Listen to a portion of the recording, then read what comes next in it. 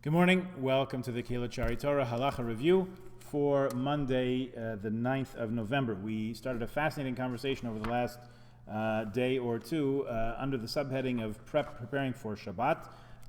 We're deep into the laws and customs of cutting one's nails. This is serious business, as we'll see. I think in this part, or maybe in tomorrow's.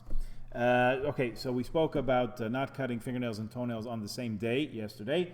Now let's talk about the order of cutting. The poskim say that you should not cut your nails in sequential order, says in Shulchan Aruch, Ramah, in the Levush, Magen Avram, number of places, a whole paragraph's worth of places brought down in Mishnah Brura, Pelayo, it's a number of places. They give a lot of reasons for this. Some say it's because of danger. Some say cutting the nails causes shik, brings about forgetfulness and Torah knowledge. Others say it's based on Kabbalah. I'm not sure why he doesn't elaborate whenever he says it's based on Kabbalah. I guess if you want to look, you can look. He gives the sources.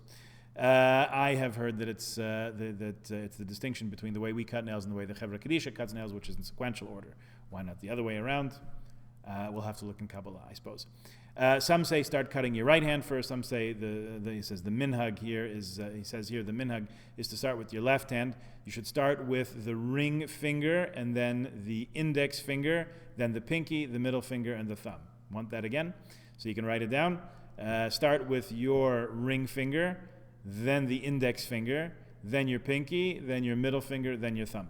The right nails are cut starting with that's the left hand, by the way, right? The right nails are cut starting with the index, and then the ring finger, then the thumb, middle finger, and pinky.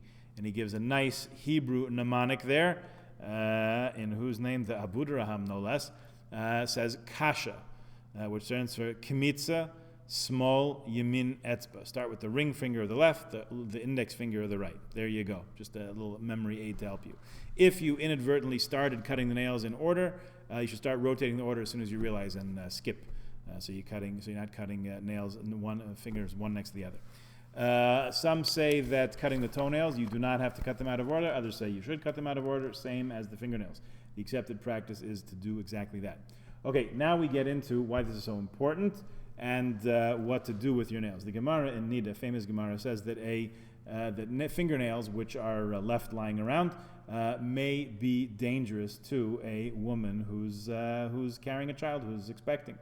One of the reasons given is that before Adam Harishon sinned, before the sin of the tree of knowledge, the human body was covered with a whole layer of nails. That's why we didn't need any clothing.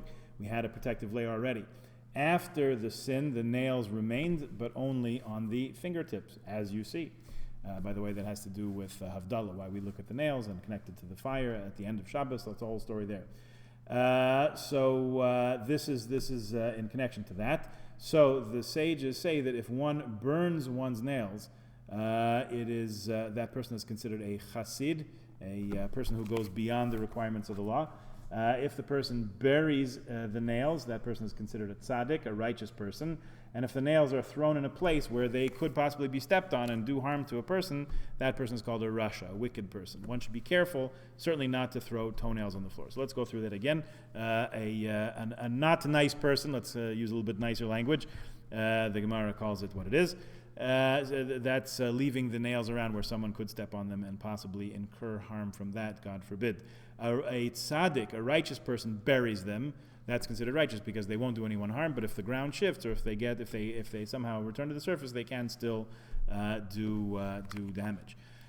Chassid is the person who burns the nails because then no harm can come to anybody else. A little bit extra trouble, and also the Tosfos there, if I remember correctly, mentions that burning things that came from your body possibly can cause damage to the person themselves. So if you're willing to possibly incur some kind of at least even the risk of damage to yourself, harm to yourself, in order to help someone else stay safe from harm, so that person is called a chassid.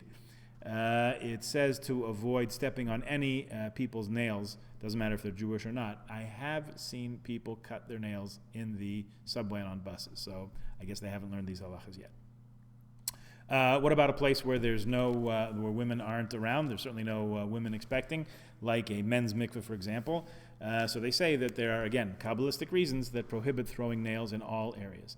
Many people are stringent, careful about this, and according to the letter of the law, Al Pi Halacha, says Rav Belsky, who's the authority for Rabbi Lebowitz here, who writes the book, you can be lenient. Flushing nails down the toilet has the same status, he writes here, as burning them. Therefore, if you do that, that's best practice. Some are particular to burn the nails and not flush them down the toilet. It would seem that washing the nails down the drain would have the same status as flushing them down the toilet.